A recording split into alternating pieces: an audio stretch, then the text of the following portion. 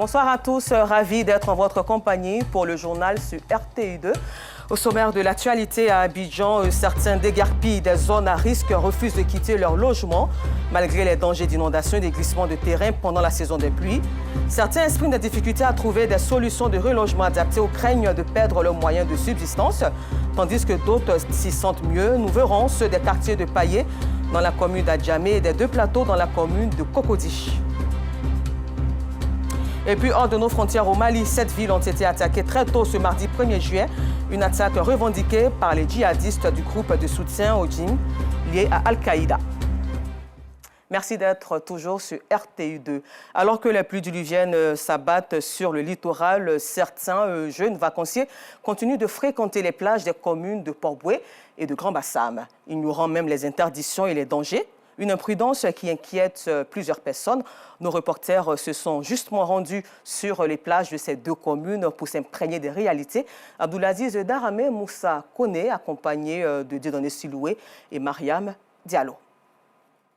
À Port-Bouët, commune balnéaire d'Abidjan, les plages attirent chaque jour des jeunes vacanciers. Ils viennent se baigner, jouer ou simplement passer du bon temps au bord de l'océan Atlantique. Et cela en pleine semaine, malgré les intempéries. Je suis venu visiter un peu et puis nager un peu pour m'amuser. On nage le jour que tu veux, le jour que toi-même tu veux, mais c'est les samedis et puis les dimanches, il y a beaucoup d'hommes. Au fait, c'est un peu dangereux, mais pour s'amuser aussi, donc tu peux t'amuser comme tu veux, mais il ne faut pas trop partir devant si tu ne sais pas trop nager aussi.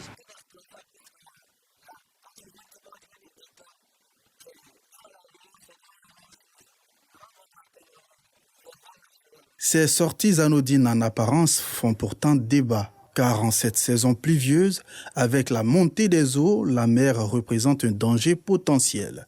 Ibrahim, riverain et père de famille, a vécu bien de drames.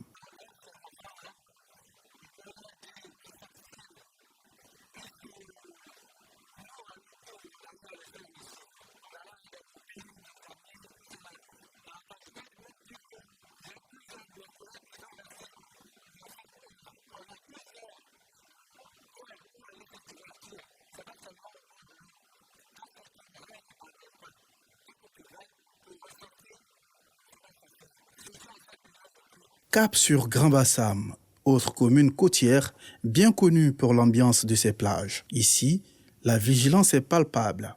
Un drapeau rouge flotte à l'entrée de la plage, signalant une interdiction formelle de se baigner. Les autorités et les habitants restent en alerte.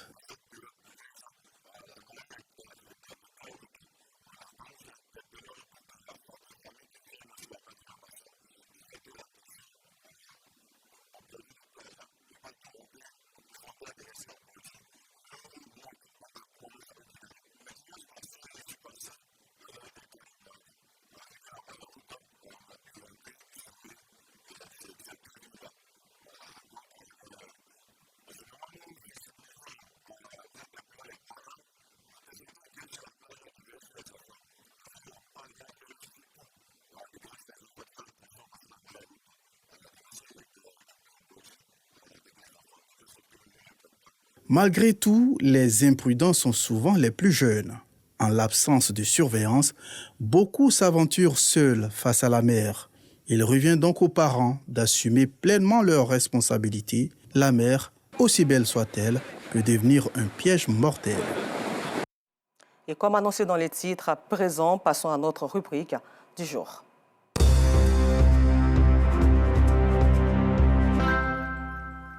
Le décarpissement est une pratique pour évacuer les populations des zones à risque. Ces zones sont souvent des quartiers précaires situés dans des zones vulnérables aux inondations et aux glissements de terrain. Et dans les communes d'Adjamé et de Cocody, dans les zones à risque des quartiers Paillé et Deux Plateaux des Oliviers, sont envahis par les populations qui refusent de quitter les lieux. À chaque fois qu'il pleut, la terre qui soutient les habitations s'effondre peu à peu, laissant place à des trous béants. Malgré cette situation inquiétante, certains s'entêtent à construire même des immeubles sur ces sites qui sont à deux doigts de s'effondrer. Pendant cette période des vacances scolaires, les enfants sont exposés Et face donc à cette indifférence des parents, la rédaction de RTI2 attribue un carton rouge à ces populations qui, appelées à quitter ces zones à risque, y restent au prix de leur vie. Carton rouge est signé Assitan Diarra, Pagasoro Kone de Madongi, Pierre Sekongo, Gilles Tonian et Issa Dambélé. Bienvenue au quartier Paillé dans la commune d'Adjamé. Et oui, bienvenue dans ce beau et chic quartier de la belle et sublime commune d'Adjamé. Bienvenue donc dans ce quartier où les populations cohabitent avec la mort sans aucun souci. Et oui, vous avez bien entendu, nous disons et affirmons sans détour que les habitants du quartier chic des Paillés se plaisent à communier avec le danger et le risque. Sinon, comment comprendre que l'on puisse fermer les yeux dans ces conditions et faire de beaux rêves, de très beaux rêves, j'allais dire. Surtout quand on sait que ces habitations peuvent à tout instant s'effondrer. Comment comprendre cela? Comment? Quel courage! Le constat, il faut le savoir, est amer. Regardons calmement. La terre qui soutenait ces immeubles a fait place à un gros ravin. Inutile d'ailleurs de vous décrire l'image. Mais regardons ensemble et voyons le degré de risque. Un trou béant, un gros trou, un trou immense appelant à la mort. Chers habitants du quartier Paillé, point besoin de vous interpeller et même de vous dire que le danger, il est imminent. Avez-vous au moins conscience des risques que vous encourez? Ou alors, vous ne le voyez pas? Ne voyez-vous pas le danger auquel vous faites face? Mesdames et messieurs, les habitants du quartier Paillé, avec la forte pluie qui s'abat ces jours-ci sur le district autonome d'Abidjan, vos habitations peuvent s'écrouler à tout moment. Elles peuvent s'écrouler avec vous, y compris vos enfants, ces innocents. Avez-vous conscience de ce que vos habitations de luxe sont de vrais dangers qui peuvent se retourner contre vous et vos familles respectives? Que dire d'autre du propriétaire de ces grands bâtiments en construction? Lui, qui a décidé de fermer les yeux sur cette situation qui met en péril la vie de plusieurs familles. Chers ouvriers, vous qui vous donnez tant de mal pour sortir une belle maison de terre, êtes-vous fiers de ce que vous faites en ces lieux, sachant que vous construisez là sur du faux? Chers ouvriers, certes, est-il bon de se battre pour avoir de quoi subvenir à ses besoins et aux besoins de sa famille? Certes, la vie ne vaut rien. Mais point besoin de rappeler que rien, absolument rien, ne vaut la vie. Braves ouvriers, il est bon de savoir qu'en travaillant sur ce site, vous pouvez à tout moment vous retrouver sous ces bâtiments en construction prêts à s'affaisser. Outre cette façade, plusieurs habitations sont sous la menace d'un éboulement en cas de pluie. Pourquoi prendre tant de risques? Pourquoi rester encore dans ce quartier qui, en une fraction de seconde, pourrait se transformer en tombeau en cas de forte pluie? Malgré tout, certains ont l'appétit. On se permet de vendre la nourriture. L'odeur là nous fatigue. On va faire comment? Si on ne vend pas là, on ne peut pas maman, on peut pas gagner manger. Il n'y avait pas qu'à niveau là. Bon, l'eau là fatiguait beaucoup les gens. Et chez nous, l'eau ne rentre pas. Mais devant la cour, l'eau la passe. On a décidé de faire clôture pour stopper l'eau. Quand il pleut là, on reste dedans, on ne sort pas. Quel dommage! Juste à côté, les oliviers sous quartier des deux plateaux, même décor, un trou qui donne froid dans le dos, un gros trou, ni de tous les dangers qui sèment également la terreur. Malgré ce que cela représente comme tel, les populations n'envisagent même pas de quitter les lieux. Regardez ces innocents enfants qui s'adonnent à cœur joie dans leur sport favori, sous le regard admiratif de leurs parents. Surtout ici, c'était une maison. Maintenant, fait des casser là, ils sont venus casser. Machine est venue creuser, ils ont pris ça, ils sont partis. Ils ont laissé le coin comme ça. Nous sommes en danger avec nos enfants ici. Vous voyez les enfants même tous ils sont réunis, ça nous dérange. Mais on ne sait pas comment faire. Nos enfants jouent ici, on habite ici, on dort à côté. Au fur et à mesure qu'il pleut, le trou s'agrandit. Vraiment, ça ne nous arrange pas. Ils ont dit qu'ils allaient arranger. Mais depuis on attend, ils ne viennent pas. On demande le soutien de l'État. Parce qu'on ne veut pas perdre le quartier, parce qu'il y a plein d'entre nous ici qui ont grandi dans ce quartier. La vraie personne même qui nous aide, c'est le bienfaiteur, parce que c'est de sa poche que l'argent sort. Il appelle les gars du Gravat. Si le trou continue à se dégrader de cette manière, il y aura des pertes en vie humaine, parce qu'il y a des personnes qui dorment dans des maisons. Ce qu'il faut retenir, c'est que les héros, les braves, les courageux, les intrépides du quartier sont les habitants de cette cour. Regardez comment ce ravin a encerclé leurs différents domiciles. Regardez comment ils vivent aujourd'hui au sein du trou comme des prisonniers. Puis, ils ont toujours le même refrain. On n'a pas le choix. Il n'y a pas l'argent, on va faire comment? Il y a des enfants, problème de manger, tout cela là. C'est pas facile. On s'inquiète beaucoup, vu que quand il pleut, des fois ça se remplit, donc ça devient vraiment dangereux pour les enfants, comme on n'a pas les moyens, donc on est encore là. Chère population d'Adjamé-Payé, chère population des deux plateaux, les oliviers, êtes-vous des immortels? Êtes-vous éternels? Chère population d'Adjamé-Payé et des deux plateaux, les oliviers, ne craignez-vous pas pour vos enfants qui passent en ce moment leurs vacances scolaires autour de ces ravins? District autonome d'Abidjan, ces sites à risque, ne vous interpellent-ils pas? Qu'attendez-vous pour délocaliser ces personnes? Les contraindre à quitter ces zones dangereuses? Qu'attendez-vous? Le temps d'une réponse, un énorme carton rouge est adressé à tous ces habitants qui refusent de quitter les zones à risque, les sites dangereux et qui mettent en péril la vie de leurs enfants. Au district autonome d'Abidjan, il est temps, grand temps, que vous mettiez un terme à l'entêtement de ces familles qui refusent de quitter ces zones à risque. Oui, il est temps de mettre fin au comportement irresponsable de ces populations pour éviter de compter à nouveau des morts dus aux pluies diluviennes. District autonome d'Abidjan, prenez donc vos responsabilités pendant qu'il est encore temps. En société, dans l'ombre d'une maison inachevée, une mère souffre en silence. Elle s'appelle Dako Odile, elle a 45 ans. Et depuis 19 ans, son corps résiste tant bien que mal à une maladie cruelle, l'éléphantiasie filariose, une infection qui déforme lentement ses pieds et l'empêche même de marcher.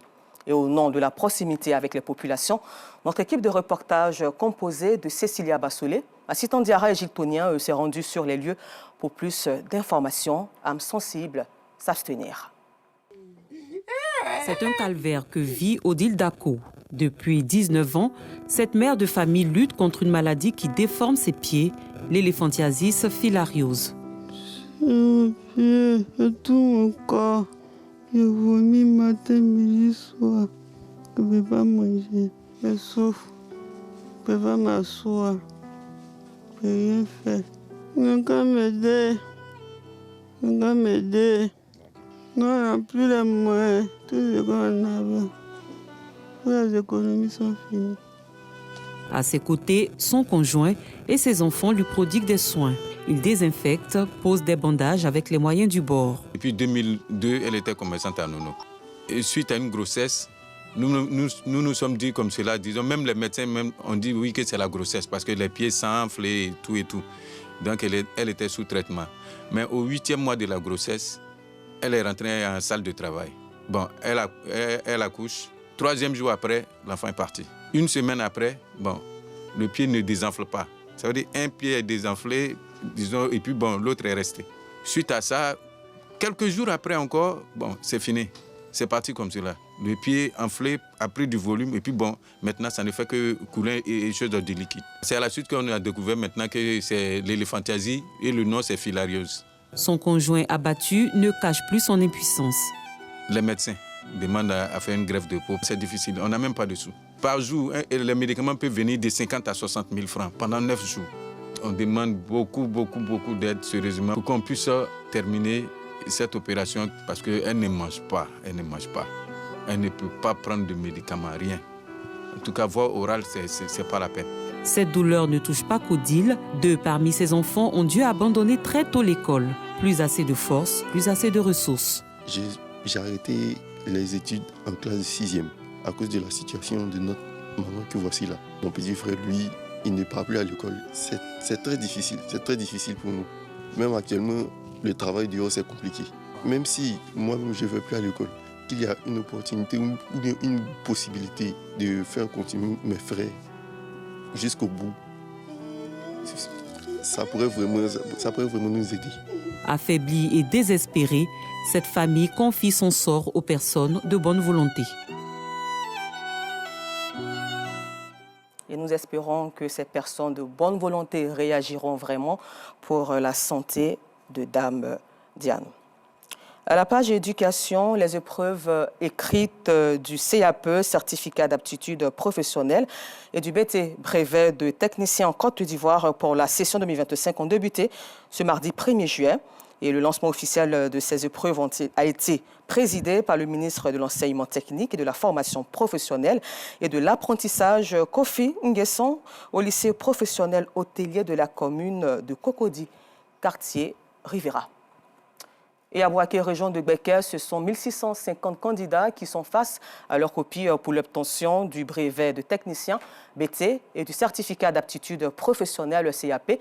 C'est le lycée professionnel industriel qui a servi de cadre au lancement officiel de l'examen. Gervais Kwasi et Soro Corona de RTI Bouaké y étaient. La lutte contre la tricherie et la fraude au centre des examens du brevet de technicien BT et du certificat d'aptitude professionnelle CAP. Fouille corporelle pour démanteler tout objet et document compromettant à l'entrée des 5 centres de composition que comprend la région de Gbeke. Les épreuves débutent par la technique d'expression. Mais avant, le représentant du préfet de Bouaké, préfet de la région de Gbeke, prodigue des conseils aux candidats. Il faut que vous ayez à l'esprit que les diplômes que vous recherchez, leur valeur, leur crédibilité demandent que vous puissiez vous éloigner de toute forme de tricherie. Ayez confiance en vous. Vous pouvez réussir ces examens. Je vous remercie et bonne chance. Le premier responsable de l'enseignement professionnel de Gbeke se veut rassurant sur le déroulement des épreuves. Après les étapes de l'épreuve physique et sportive, les soutenances de rapports de stage, les travaux pratiques, nous en sommes aux compositions écrites. Ça a bien commencé. Tous les enseignants qui ont été convoqués ont répondu présents et nous avons 2 surveillants par salle de composition. La logistique répond aussi présente. Le président du jury, le commissaire, tous les acteurs qui ont été identifiés sont tous présents et les épreuves ont été lancées à l'heure. La politique de scolarisation de la jeune fille s'y fait sentir lors de ses examens à Bouaké. La région de Gbeke présente 1650 candidats, dont 779 garçons et 871 filles. Vous constaterez qu'il y a plus de filles que de garçons. De plus en plus, les jeunes filles viennent à l'enseignement technique et la formation professionnelle. Les candidats affichent une sérénité. J'aborde le sujet sereinement parce que je me suis préparée, je me suis bien préparée. Je me sens très à l'aise, pas de stress et j'ai la confiance que ça ira. Les épreuves prennent fin ce mercredi et les résultats sont attendus pour le samedi 19 juillet 2025. À la page religion, les fidèles musulmans de Côte d'Ivoire ont pu effectuer dans la quiétude le pèlerinage à la Mecque en Terre Sainte d'Arabie Saoudite. De retour le samedi 14 juin dernier, les pèlerins issus des régions du Gontougo et de l'Anawa ont été accueillis par les autorités administratives et religieuses de ces localités respectives. Occasion pour eux de prier pour la paix en Côte d'Ivoire et pour une élection présidentielle apaisée en octobre prochain. C'est le témoignage de Jean-Marc Djadji que vous verrez dans nos prochaines éditions. Nous vous le disons en titre, ailleurs dans le monde, au Mali, 7 villes ont été attaquées très tôt ce mardi 1er juillet. C'est ce qu'a indiqué l'état-major des armées dans un communiqué. Celui-ci évoque des attaques coordonnées contre ces positions, notamment dans les villes de Kayes, Noro du Sahel et Nyonyo dans le sud du pays, le long des frontières sénégalaises et mauritaniennes. Les djihadistes du groupe de soutien au Djinib, liés à Al-Qaïda, ont commencé à revendiquer ces attaques. Et puis terminons au Moyen-Orient où ces derniers jours, les personnalités et des forces politiques à la position jusque-là mesurées sur la question des armes du parti chiite ont ouvertement commencé à appeler à son désarmement. Encore merci à vous de nous avoir suivis. Rendez-vous demain à 19h30, toujours sur RTI2 pour un autre temps d'information.